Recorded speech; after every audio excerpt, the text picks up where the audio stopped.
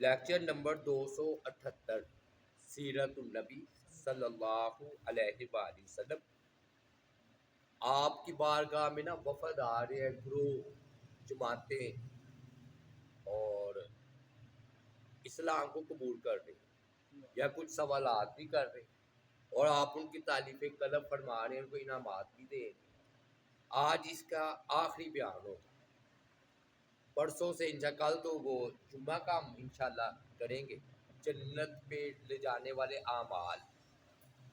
تو پھر اس کے بعد حجۃ الوداع اور وفات النبی۔ مجھے امید ہے 3 مہینوں میں انشاءاللہ ہم اس موضوع کو یا اس سے پہلے سمیٹ لیں۔ ایک وفد ہے خولان، یہ یمن میں آباد تھا، یمن میں۔ یہ بھی آپ کی بارگاہ میں حاضر ہوا ہے 10 افراد کے ساتھ، اور انہوں نے آپ کی ہاتھ بیعت کی، اسلام قبول کیا، اور اپنی قوم کی بھی ضمانت دی کہ وہ بھی اسلام قبول کر لیں گے۔ تو انہوں نے کہا کہ ہم نے اونٹوں پر نا بڑی دور دراز سے آئے ہیں، یمن سے، بڑی مشقت والا سفر ہم نے طے کیا ہے۔ آپ نے فرمایا کہ کوئی بات نہیں، یہ جو تم نے مشقت اٹھائی ہے یہ ضائع نہیں ہوگی۔ جتنے تم نے قدم ادھر آنے میں اٹھائے ہیں، ہر قدم کے عوض اللہ تعالیٰ تمہیں نیکی دیں گے۔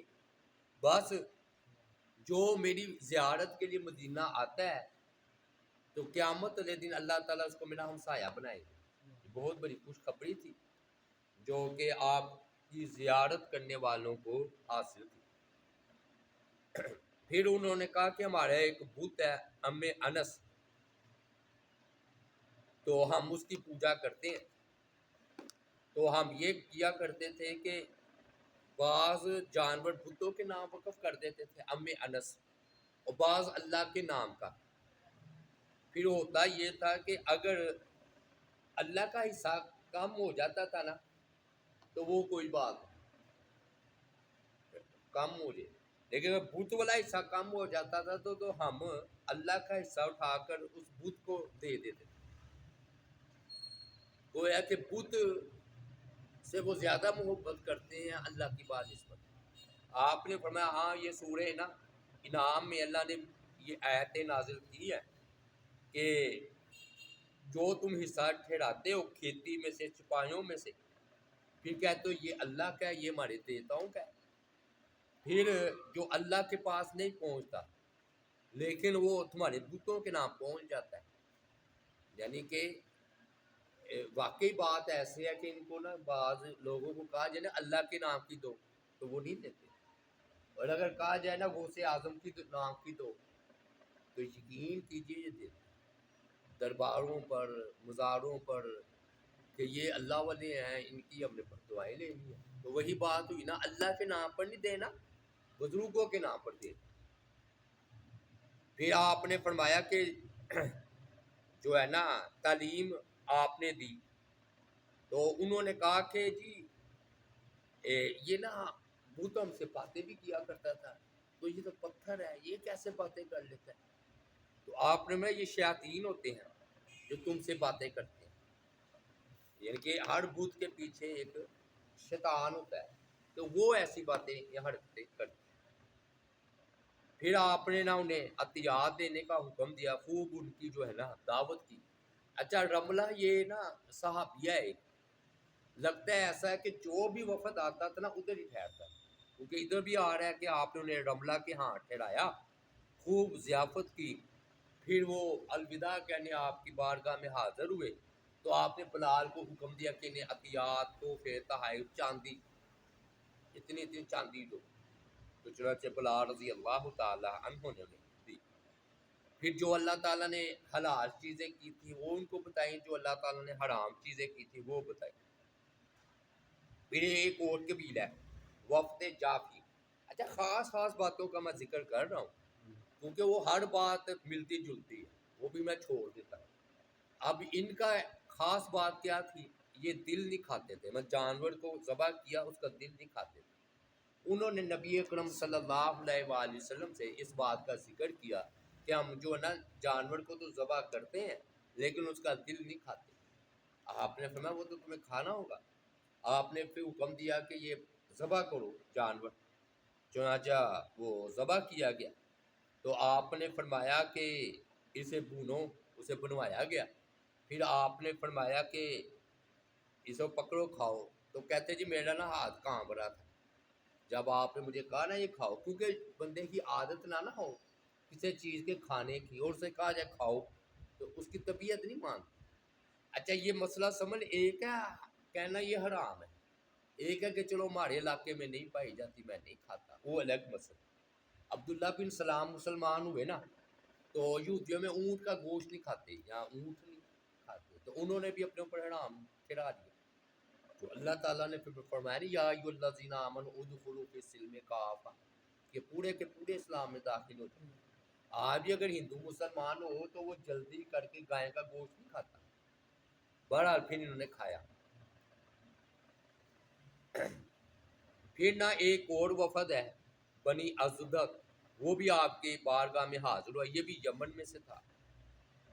تو وہ کہتے ہیں نبی اکرم صلی اللہ علیہ وآلہ وسلم ہمارے ساتھ بڑے اخلاق کے ساتھ پیش آئے، اور آپ نے فرمایا تم کون لوگ ہیں؟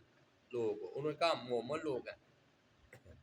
فرمایا کہ ہر ایک چیز کی حقیقت ہوتی ہے، ایمان کی کیا حقیقت ہے؟ تم کہتے جو کہ ہم مومن ہیں، تو ایمان کی کیا حقیقت ہے؟ تو ہم نے عرض کیا کہ ہماری 15 ہمارے اندر عادتیں ہیں، 15 وہ ہم بیان کرتے ہیں آپ سے، جو آپ کے قاصد نے ہمیں بتائی۔ پہلی بات یہ ہے کہ وہ 5 باتیں کون سی ہے کہ اللہ پر، فرشتوں پر، اللہ کی کتابوں پر، اس کے رسولوں پر، اور موت کے بعد زندہ ہونے پر ایمان لایا جائے۔ یہ 5 چیزیں ہوگی: اللہ، فرشتے، کتابیں، رسول اور آخرت۔ اسے یوں بھی کہہ دیں کہ جس کا تعلق غیب کے ساتھ۔ پھر 5 اور چیزوں کا بھی آپ کے قاصد نے ہمیں حکم دیا، وہ وہی کہ کلمہ شہادت کہنا، نماز قائم کرنا، زکوٰۃ ادا کرنا، رمضان کے روزے رکھنا، اور اگر طاقت ہو تو حج کرنا۔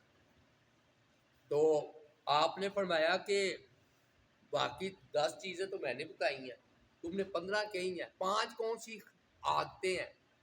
انہوں نے کہا کہ یہ نا ہم نے خود زمانے جاہلیت سے اختیار کر رکھی ہیں اور اچھی ہیں، وہ 5 عادتیں۔ آپ نے فرمایا وہ کون سی؟ انہوں نے کہا جب خوشحالی میسر آئے تو اللہ کا شکر ادا کرنا، جب مصیبت آئے صبر کرنا، اور ہر حال پر اللہ پر راضی رہنا، یعنی کہ جیسے بھی حالات ہوں ہم نے اللہ سے راضی رہنا، اور ملاقات اگر کسی سے ہو تو ہر حال میں سچ بولنا، اور دشمن پر مصیبت آ جائے تو اس پر خوش نہیں ہونا۔ یہ بڑی اہم بات، ہمارے دشمن پر مصیبت آ جائے تو ہم کہتے ہیں ہماری کرامت ہے، دیکھا نا مجھے ستایا تھا، میں بڑا نیک آدمی، یہ مجھے ستایا، دیکھو نا کیا انجام ہوا اس کا۔ ہاں یہ ہوتا ہے، یہ شیطان وسوسہ ڈالتا ہے کہ چونکہ تم اللہ کے ولی ہو تمہیں بڑا ستایا تو دیکھو اس کا کیا حال ہوا۔ تو وہ کہتے ہیں دشمن کی خوشی، یعنی کہ وہ جب اسے تکلیف ہو تو اس پر خوش نہ ہو۔ ہاں ویسے یہ آپ نے پناہ مانگی ہے کہ یا اللہ مجھے ایسی تکلیف نہ دے جس سے میرا دشمن مجھ پر خوش ہو، یہ پناہ بھی مانگی۔ آپ نے فرمایا یہ تو بڑی سمجھداری کی باتیں ہیں، بڑی فقہ، یعنی گہری سمجھ کی باتیں، قریب ہے کہ یہ نبوت کے قریب ہو جائے، یعنی کہ یہ وحی تو نہیں ہے لیکن باتیں عقل والی ہیں۔ آپ نے نا خوش ہوئے، پڑھا 5 باتیں اور لے لو 20 ہو جائے گی۔ یعنی کہ وحی کے ذریعے نہیں، جب ہم کافر تھے نا اس وقت بھی ہمارے اندر، ہمارے گروہ میں، ہمارے ادھر قبیلے میں یہ باتیں تھیں۔ نہیں، اللہ پر تو ایمان رکھتے تھے نا، بتوں کو شریک کرتے تھے آپ، یعنی کہ یہ نہیں مسئلہ مشرکوں کا کہ بیت اللہ بھی تھا تو آپ بھی کرتے تھے، کئی بار بتایا اللہ کو تو مانتے تھے، کہتے تھے یہ بت بھی ہیں، شریک چڑھاتے تھے اللہ۔ آپ نے 5 باتیں مجھ سے لے لو، اور جس چیز کو تم نے کھانا نہیں نا اس کو جمع نہ کرو، اور ایسی عمارت نہ بناؤ جس میں رہنا نہ ہو، یعنی کہ ہمارے یہاں نا ادھر مجھے کسی نے بتایا 20 کمرے ہیں ایک کے، اور ایک کمرے میں رہ رہے ایک کمرے میں 20 کمرے ہیں، آپ بتائیں کہ غریب کتنا پریشان ہے، ہاں جی، اور 19 کمرے ویسے ہی پڑے ہوئے، تو آپ نے فرمایا اس عمارت نہ بناؤ جس میں رہنا نہیں. اتنی عمارت نہ بناؤ. ہاں عمارت ایسی نہ بناؤ جس میں رہنا نہیں. اگر 20 کمروں کی گنجائش ہے نا, آبادی ہے ماشاءاللہ خاندان تو ٹھیک ہے, ایسا نہ ہو کہ سالہ سال خالی پڑا رہے, کوئی استعمال نہ کرے. 2-4 کمرے استعمال میں ہو, باقی سارا خالی. ایک ہے نا, ایک کمرہ خالی ہے. نہیں وہی نا, 2-4 کمرے خالی ہو, 2-4 کمرے پڑے ہو, باقی سارا خالی ہو. ہاں ہاں جی, دیکھیں نا آپ نے بہرحال یہ نہیں فرمایا کہ نہ بناؤ, اسے آباد کرو. سمجھے بات؟ وعلیکم السلام. وہ میں سے خالی جگہ شیطان کا ہاں ہاں بن ادھر جاتا ہے. شیطان.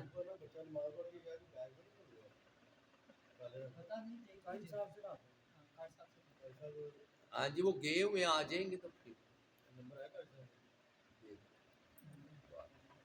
اچھا بہرحال ایسی عمارت مت بناؤ جس میں رہنا نہ ہو. جس چیز کو تم چھوڑ کر جانے والے ہو اس کے لیے اتنی بھاگ دوڑ نہ کرو, چھوڑ کر نہیں جانا. لیکن دنیا فانی ہے, جتنا ہے اتنی کوشش کرو, اور اس اللہ سے ڈرو جس کے پاس تم لوٹ کر جانے والے ہو, اس کے سامنے پیش ہونا ہے. اور اس چیز کی لالچ کرو جس میں تم نے ہمیشہ رہنا ہے, یعنی کہ آخرت جنت. یہ لوگ آپ کی وصیت سن کر 20 باتیں ہو گئی, وصیت سن کر واپس چلے گئے اور کہتے ہیں انہوں نے خوب اس پر جو ہے نا وہ عمل کیا. پھر یہ نا عذرا ایک وفد ہے, کل 12 افراد تھے, یہ بھی آپ کی بارگاہ میں حاضر ہوئے ہیں, وہی رملہ کے ہاں ٹھہرے ہیں. پھر آپ نے انہیں ضیافت کی ان کی, تو پھر انہوں نے نا آپ کو سلام کیا, لیکن وہ اسلامی طریقہ نہیں تھا. تو آپ نے فرمایا کہ تم نے مجھے اسلامی طریقے کے مطابق سلام نہیں کیا. تو فرمایا کہ آپ بتا دیں. پھر آپ نے فرمایا السلام علیکم کہو. تو انہوں نے کہا آپ کس چیز کی طرف دعوت دیتے ہیں؟ انہوں نے کہا میں کہتا ہوں ایک اللہ کی عبادت کرو اور اس کے ساتھ کسی کو شریک نہ ٹھہراؤ, اور اس بات کی بھی گواہی دو کہ میں تمام انسانوں کی طرف رسول بنا کر بھیجا گیا ہوں, یعنی کہ ختم نبوت, اس پر بھی تم ایمان لاؤ. انہوں نے کہا جی ہم تجارت کرتے ہیں تو شام کی طرف جاتے ہیں, ادھر تو عصائی ہڑکل ہے, تو کیا اس کے بارے میں کوئی وحی آپ پر نازل ہوئی ہے ہڑکل کے بارے میں؟ وہ ایسے ہے جیسے آج صدر ٹرمپ ہے یا روس ہے. تو آپ نے فرمایا خوش ہو جاؤ, ان قریب وہ ہڑکل جو ہے نا وہ شام مسلمانوں کے ہاتھوں فتح ہوگا, اور یہ ایسی جگہ جانے پر مجبور ہو جائے گا ہڑکل جو جگہ اسے محفوظ کرے. باقی وہ بھی فلسطین چلا گیا, اس کا بوریا بستر گول ہوا نا جنگ یرموک کے موقع پر, پھر یہ فلسطین چلا گیا تھا ہڑکل, حضرت عمر کے دور میں فتح ہو گیا. تو آپ نے انہیں نا کاہنہ عورتوں سے سوال کرنے سے منع فرمایا, جو فعال پھول توتے توتے. آپ نے فرمایا نجومیوں کے پاس, کاہنوں کے پاس نہیں جانا, بتوں کے نام بھی ذبح نہیں کرنا, اور فرمایا کہ اللہ تعالیٰ نے تمہیں 2 عیدیں دی ہیں, ایک چھوٹی ایک بڑی, عید کے موقع پر قربانی کرنی. تو زمیل ایک نا صحابی تھے, وہ آپ کے پاس آئے, تو انہوں نے کہا ہم نے تو اپنی بت سے بڑی آوازیں سنی ہے تو وہ بت. آپ نے فرمایا لیکن وہ اچھی باتیں کر رہا تھا, اس نے نہ کہا کہ اس بت کی پوجا کوئی نہ کرو, اللہ کو مانو. تو آپ نے فرمایا کہ ذالک مومن من الجن, یہ مومن جن تھا.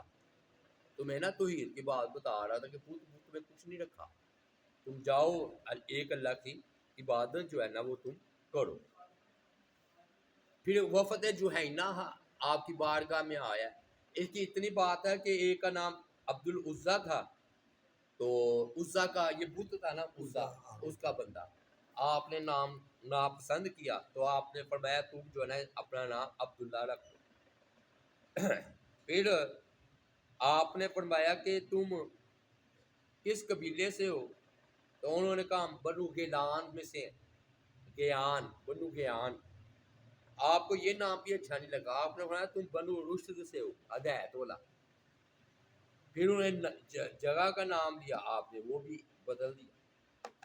تو پھر آپ نے فرمایا کہ جس بت کی تم بڑی تعظیم کرتے ہو نا جا کر اس کو توڑ دینا.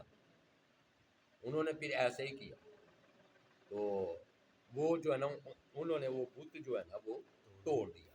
ایک وفد ہے جرم. تو یہ وہی واقعہ ہے جو آپ نے بڑا مشہور و معروف سن رکھا ہے کہ یہ نا عمر بن سلمہ ہے جی, عمر بن سلمہ,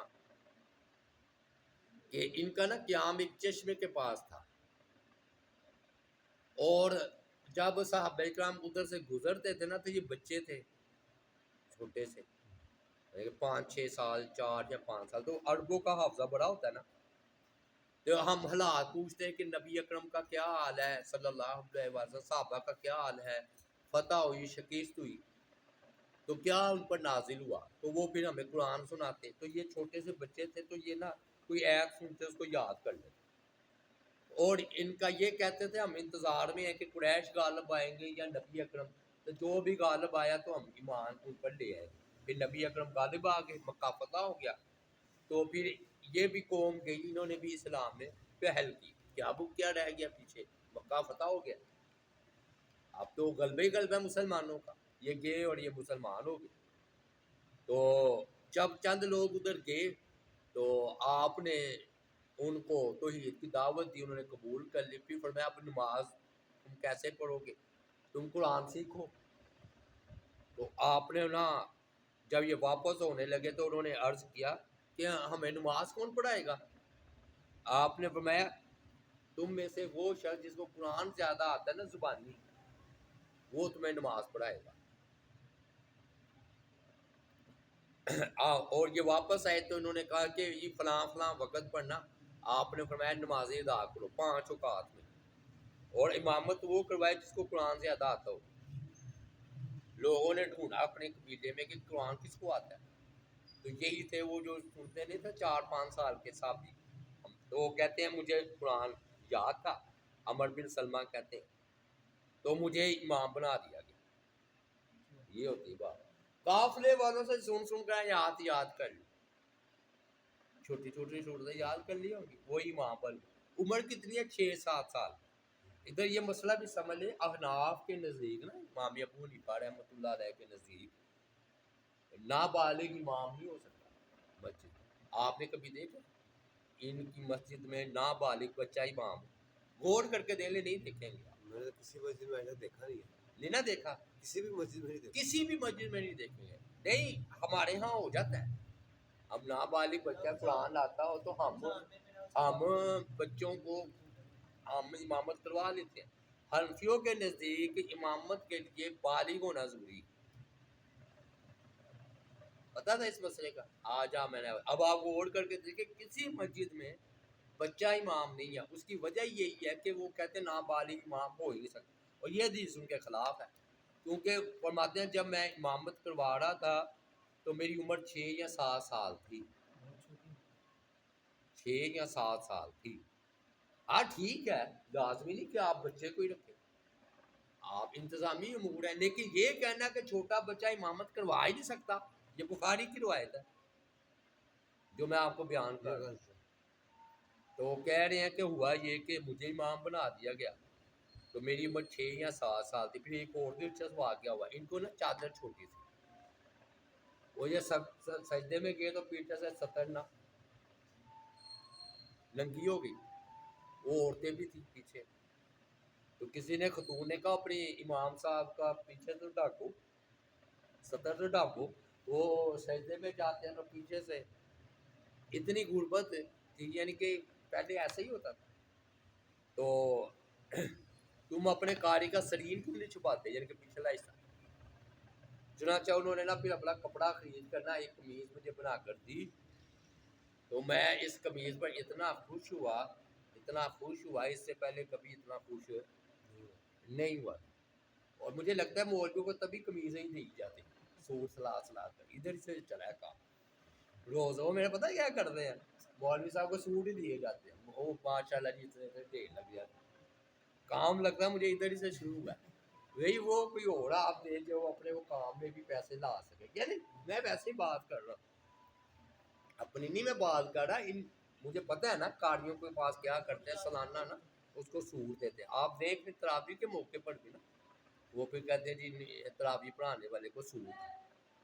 اور اس سے یہ بھی پتہ چلتا ہے کہ بعض لوگ سمجھتے ہیں کہ قرآن پڑھانے پر یا امامت پر کوئی تحفہ بھی نہیں لینا چاہیے. یہ تو قبول کیا انہوں نے.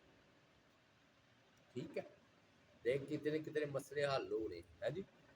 پھر نا ایک اور وفد ہے, اس کا نام ہے جیشان. انہوں نے وفد آیا نا تو دوسرے لوگ بھی تھے. انہوں نے نا یمن کے چند مشروبات کے بارے میں سوال کیا کہ پینے کے بارے میں یہ چیزیں. انہوں نے نا ایک مشروب مزر تھا, اس کے متعلق بھی پوچھا کہ اسے استعمال کرنا درست ہے یا نہیں. آپ نے اپنا حل تسکارون منہا, کیا پینے سے اسے نشہ ہوتا ہے؟ انہوں نے کہا نہیں, تھوڑا پینے تو نشہ نہیں ہوتا, زیادہ پینے تو نشہ ہوتا ہے. آپ نے پڑھنا فحرام قلیل ما اسکر کثیر, جس کی کثرت نشہ لائے اس کی قلت بھی حرام. یعنی کہ جو چیز آپ زیادہ استعمال کر کے نشہ آئے تو اس کا تھوڑا بھی حرام. اس طرح انہوں نے نا کہا کہ ایک شخص ہے وہ شراب تیار کر کے نا اپنے پلاتا ہے, تو اس کا کیا حکم فرمایا کہ ہر کل مسکرن حرام, جو بھی نشہ لانے والی چیز ہے نا, شرط کیا ہے نشہ لائے, وہ حرام. اب یہ آخری جو ہے نا یہ وفد کے بارے میں روایت ہے, وہ میں حیران ہوں کہ انہوں نے روایت دی ہے. میری نظر میں واقعی پہلی مرتبہ ہی آئی ہے. یہ جتنے وفد آئے کس کے تھے؟ جنوں کے بھی آئے ہیں, انسانوں کے بھی. پیچھے بات ہو چکی ہے, جنوں کے بھی آئے ہیں. آپ درندوں کا آیا جی وفد. زندوں میں یہ نا طبقات ابن سعد کی روایت البدایہ و نہایہ تھا, طبقات ابن سعد میں. لیکن یہ مرسل روایت ہے. مرسل روایت کا مطلب یہ ہے کہ درمیان میں منقطع ہے, یعنی کہ تابعی صحابی سے بیان کرتا ہے, تابعی نبی علیہ السلام سے بیان کر رہا ہے. اب درمیان کا پتہ نہیں, اس لیے یہ انہوں نے تو دیا, ہم بھی بیان کر دیتے ہیں. لیکن مرسل حجت نہیں ہوتی, کیونکہ درمیان میں اگر صحابی ہے تو ضرور ہے, اور اگر تابعی براہ راست نبی علیہ السلام سے بیان کر رہا ہے تو ممکن ہے وہ دوسرے تابعی سے انہوں نے حدیث سنی ہو, تو تابعی پر جڑا ہوتی ہے, صحابی پر جڑا نہیں ہوتی. مرسل روایت کسے کہتے ہیں؟ تابعی جو ہے نا, تابعی براہ راست نبی علیہ السلام سے بیان کرتے, تو یہ ضعیف کی ہی قسم ہوتی ہے. ہاں تو بہرحال آپ سن لیں, اتنا پکا نہ یقین رکھیں. وہ کہتے ہیں کہ ایک مرتبہ نبی علیہ السلام اپنے صحابہ کے درمیان جو ہے نا تشریف فرما تھے, اچانک ایک بھیڑیا آ گیا.